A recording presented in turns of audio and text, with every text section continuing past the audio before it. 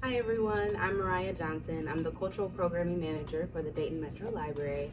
And today I have two amazing women, I would say, who are doing a lot of beautiful work in the community. And so if you would, just introduce yourself, give your job title, and kind of tell us a little bit why you do what you do for the community and speak to a bit of any unique or universal struggles that, come up for you.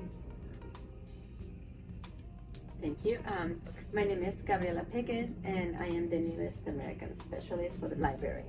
Once upon a time, I was a newest American, and that means we just got here from somewhere else.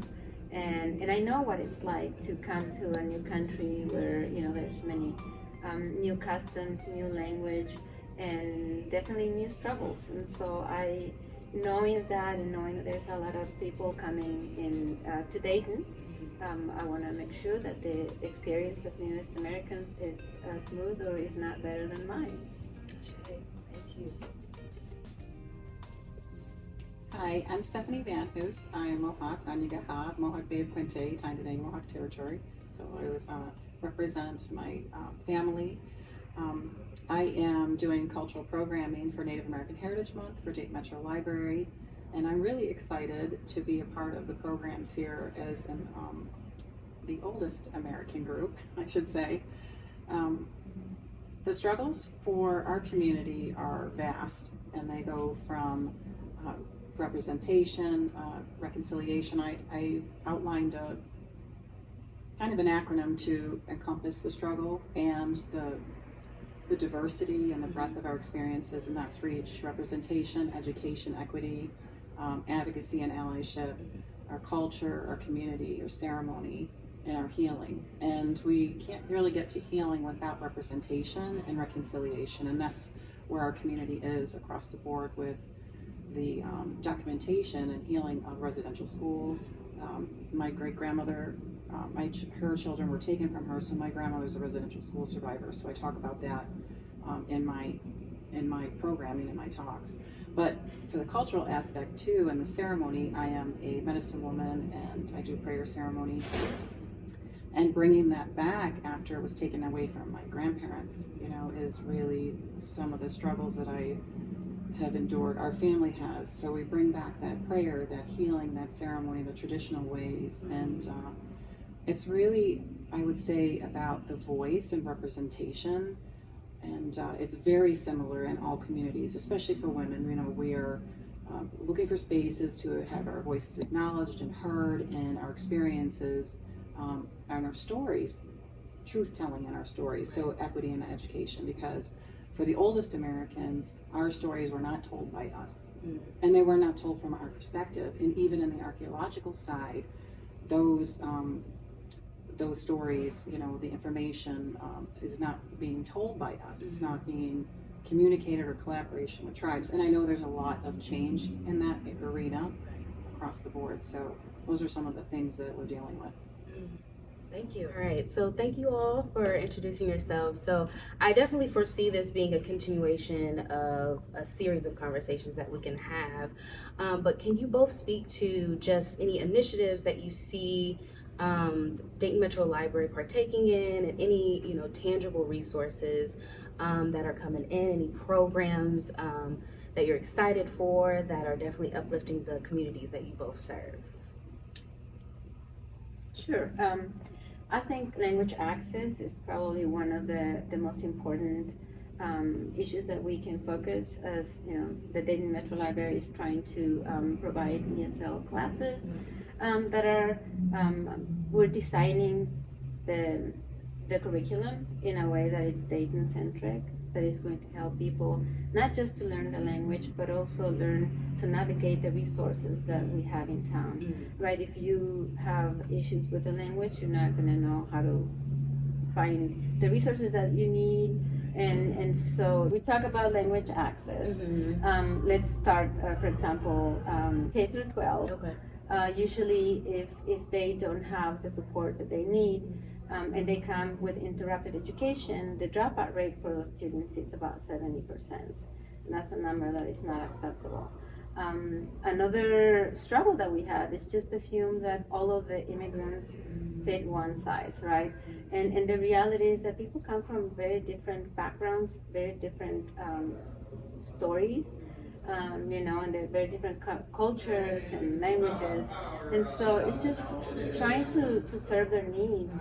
It's within itself, it's a struggle, right? And so for that reason, we're trying to provide the language access through ESL classes, but there's also other resources that they need.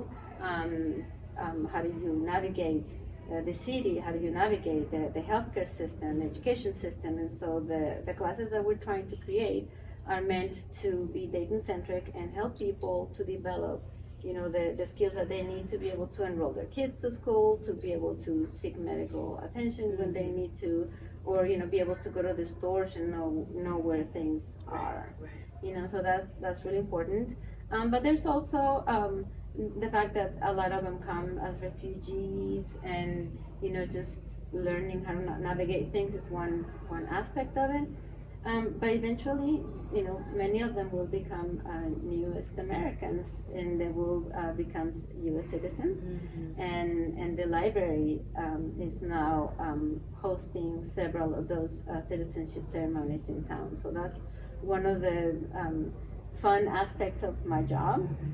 In addition to that, we're also trying to promote, cultural programming that will allow the community to express themselves. Like, I like how the library is brought me as a specialist in the immigrant experience, because I am, and so I like that, the fact that they're actually listening and saying, okay, this you represent the immigrant community, and for us to provide the immigrant community a space for them to express their culture, not just us doing it, but rather invite the community to be participants of that. And so they feel like we appreciate their culture, but also the receiving community is doing a good job at experiencing something new.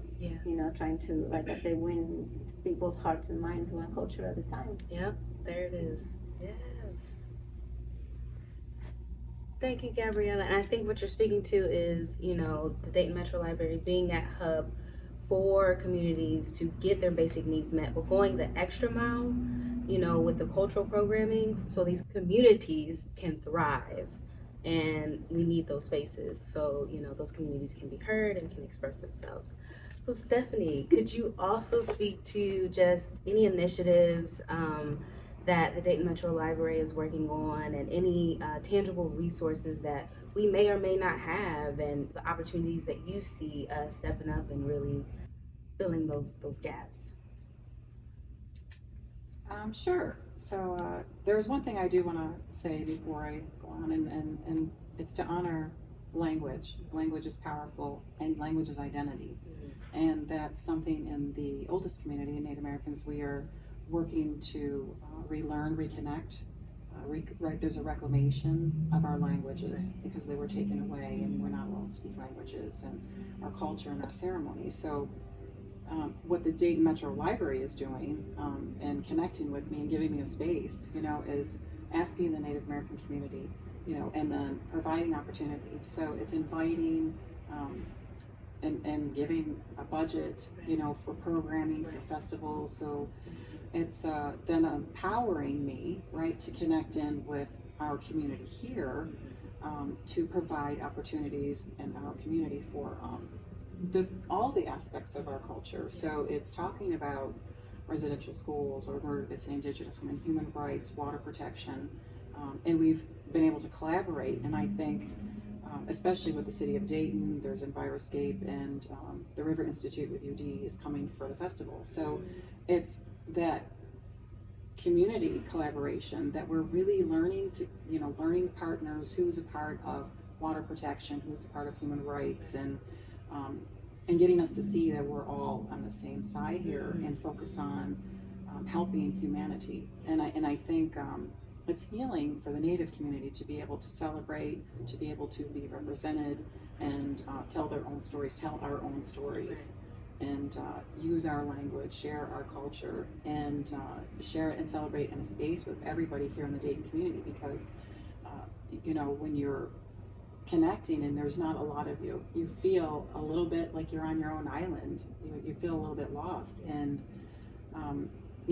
I did the secret shopper here at the library without anybody really knowing, and showing up and asking what resources they had in their historical collection, and there was none. There was one book and an old file, and so I went through it, just to see, especially before the Indian Removal Act of 1830. So, Ohio doesn't have any tribes here because of the Removal Act, forced removal. So it's getting those stories, and if you're a researcher, you're doing academic, the library needs to be your space and place too as well, especially in the younger grades, where the kids don't go to the university libraries. They need to be coming here and getting information, and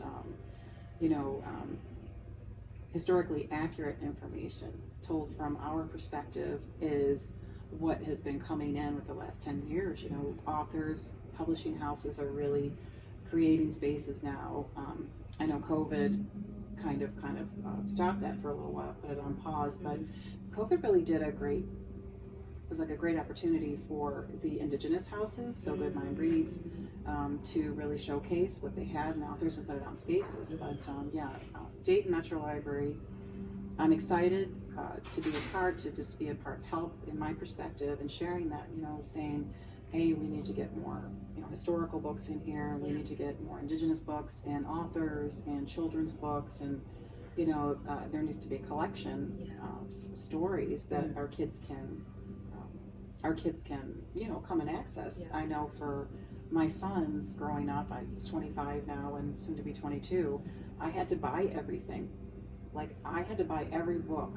There was nothing in the libraries growing up for them. So everything that we got, I could tell from Mohawk tribes and different cultures, powwow, and but even my youngest son, who is on autism spectrum, to have books for him, about him, and we had to buy all of those books. So there's a lot of room for growth here, and what really I am grateful for is the executive director, Jeffrey. He is, leaning into the conversation, is not shying away, and he has really done an amazing job with the collection, and he is putting the money into it. So I'm excited, especially there not being hardly anything here, okay, we're going to start, it's tough to say that, it's tough to experience that, but, we don't grow if it's, we shy away from it being uncomfortable, there's no growth. So really proud to even be in collaboration with the library. It's been a great organization, and my experiences, especially with you and the team here, and everybody is really, saying, hey, we've got room and space to learn, and let's, bring in people and partners and give them, opportunities. I'm really grateful. To wrap it all up and to sum it all up, this is the fun part. So what is one word, 3 words, ideas, programs, anything that you feel led to share that sets us up to live in the world that we want to really live in? Let's do some vision casting, let's do some manifesting. What do you want to see? What are your hopes, your dreams? And how does the library play a role in that? So, let me start. My word is diversity, equity, and inclusion. And we can build equity, but we want to make sure that we are including everyone. So that's how we're going to have, diversity. And I would love for us to build a world where everyone knows that the library is here to help them out, and that we are able to respond to their needs, because needs are unique.